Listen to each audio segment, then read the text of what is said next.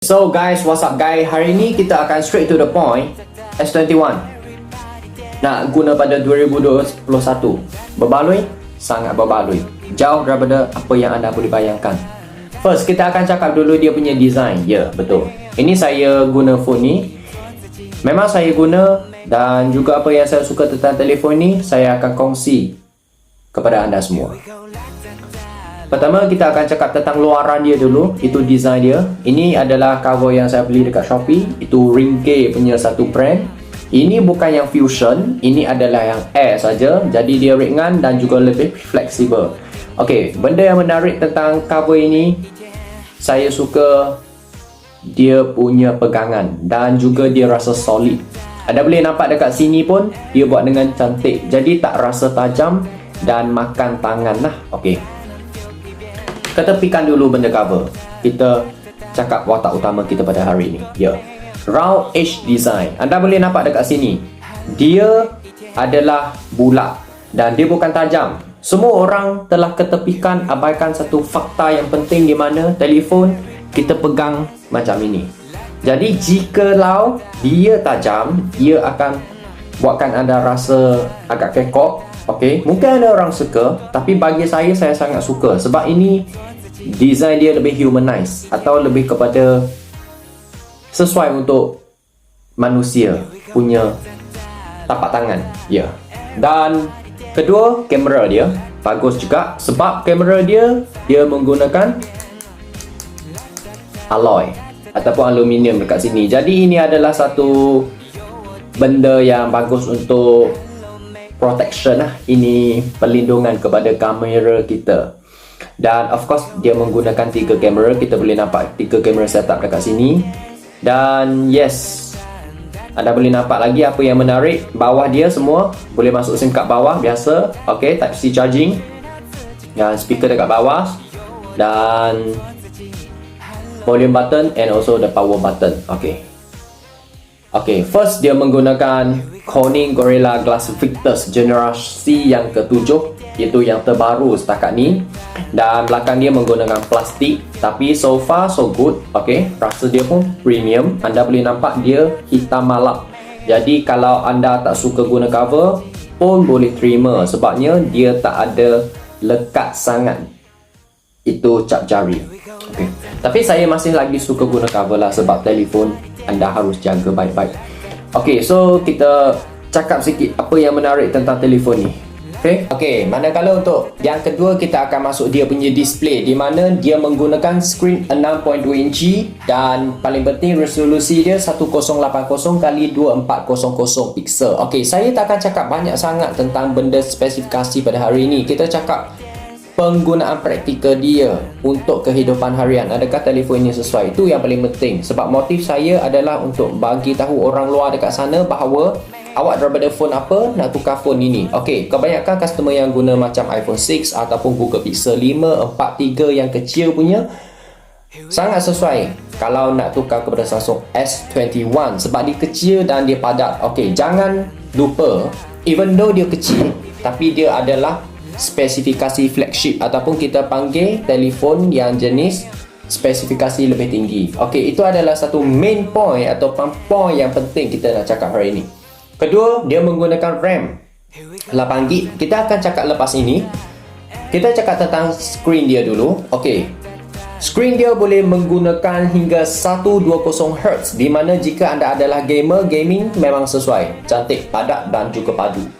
Okey, manakala untuk penggunaan screen dia menggunakan Dynamic AMOLED 2X. Okey, jadi color dia tak fluorescing, cantik, vibrant, saturation, contrast, everything just on the point, vivid.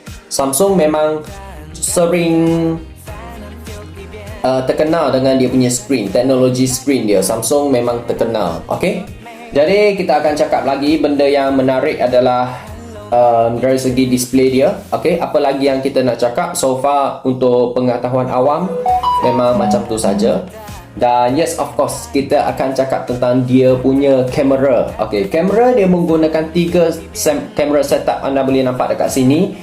So kamera setup dia adalah 64 megapiksel, 12 megapiksel dan 12 megapiksel. Okey, jadi 64 megapiksel adalah yang telefoto, dan untuk 12 megapiksel wide dan juga untuk ultra wide dia juga 12 megapiksel.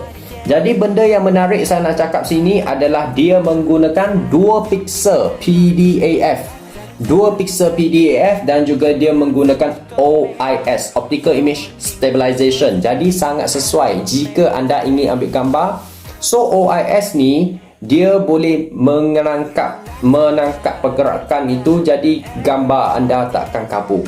Jadi ini hanya terhad kepada telefon yang sangat mahal dululah, tapi sekarang menjadi satu fenomena yang agak biasa dah, sebab hampir kesemuanya telefon akan ada sekali dengan OIS. Okey, anda hanya perlu faham bahawa 64 megapiksel, 12 dengan 12, dan dia menggunakan OIS serta 2 piksel sensor.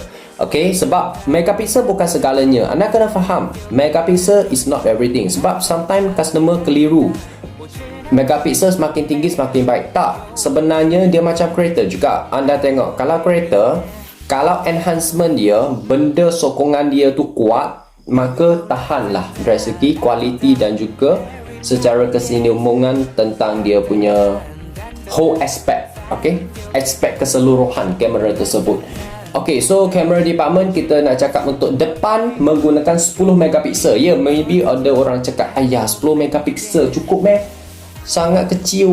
Okey, untuk orang yang suka selfie, bagi saya 10 megapiksel is more than enough already. Sebab yang sekarang pun kita boleh tahu megapiksel paling tinggi untuk selfie untuk S21 Ultra pun 40 megapiksel. Memang tak salah, tapi memadai untuk S21. Sebab okay, first of all, S21 Ultra tu yang paling mahal. So ini adalah adik dia. So okay, bagi saya cukup dah, sangat-sangat cukup dah. Jika anda nak tengok kualiti pun okay, saya boleh cuba selfie. So of course lah, kita juga ada filter semua, anda boleh nampak. So yeah, kualiti dia so far okay kot, saya rasa boleh terima. Okay, dan of course the last thing yang paling penting, 8GB RAM. Kita nak cakap performance. Performance ni dia menggunakan Exynos 2100. Itu Exynos yang terbaru daripada Samsung, dan juga untuk pasaran luar menggunakan Snapdragon 888. Exynos 2100 dengan 5 nanometer. Anda kena faham apa nanometer ini. Semakin pendek, semakin jimat bateri, kurangkan panas telefon anda. So ini adalah satu benda yang sangat bagus. Jadi Samsung pun pertimbangkan benda ini, dia bagikan yang terbaik kepada customer, kepada pelanggan lah. Okay, so kita nak cakap lagi, apa lagi yang menarik adalah dari segi prosesor dia, bateri dia pun kita nak cakap juga, sebab bateri dia merupakan satu main point juga. Kita nak tahu adakah sesuai tak untuk guna sehari. Okey, telefon ni menggunakan 4000 mAh bateri dan fast charging dia support hingga 25 watt. Okey, tapi kotak dia, saya ambil kotak untuk anda. Kotak dia kita tak ada wall plug dalam, kita ada wire. Okey, ini kotak dia, cantik juga. Okey, anda boleh nampak kotak dia, nipis saja. So memang dia hanya bagi wire. Tak pelik sebab sekarang semua hampir brand buat macam ni. Dan ya, jikalau anda nak beli 25 watt punya wall plug, okay, kalau masuk dekat biasa Samsung punya experience store semua tu dalam RM129 dan termasuk dengan wire sekali. Tapi sangat bagus jugalah sebab okay, benda ni beli pun bukan kata kita bazir duit, sebab dia boleh guna untuk for the long term period. Dia boleh guna lama kan. Allah beli menang memakai. Okay, jadi apa lagi kita nak cakap adalah dia punya prosesor dia, semua kita sudah cakap. Of course fast charging dia pun sudah kita cakap. Dan ya, dia ada Samsung DeX, Samsung Knox, benda yang macam semua yang patut ada dia ada.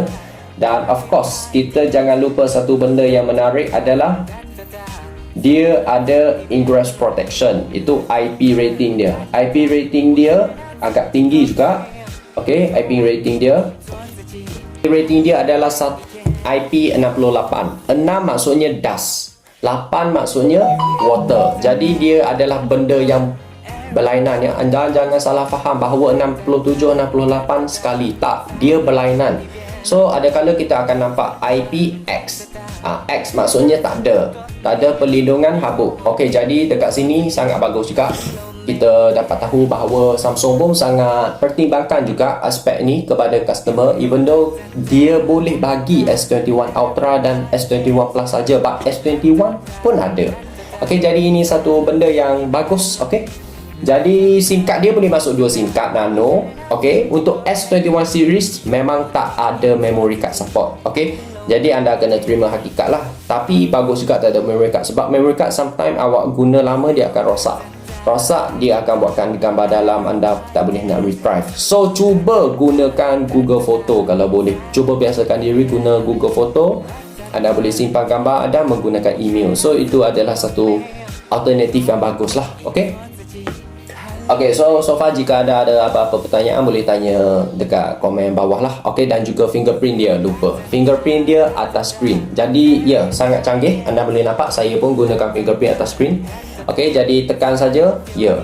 Dan juga untuk tinted ni, saya tak cadangkan anda pergi tukar tinted yang terlalu tebal lah sebenarnya. Sebab tinted yang asal datang dengan telefon pun bagi saya sangat okey dah. Okey, dia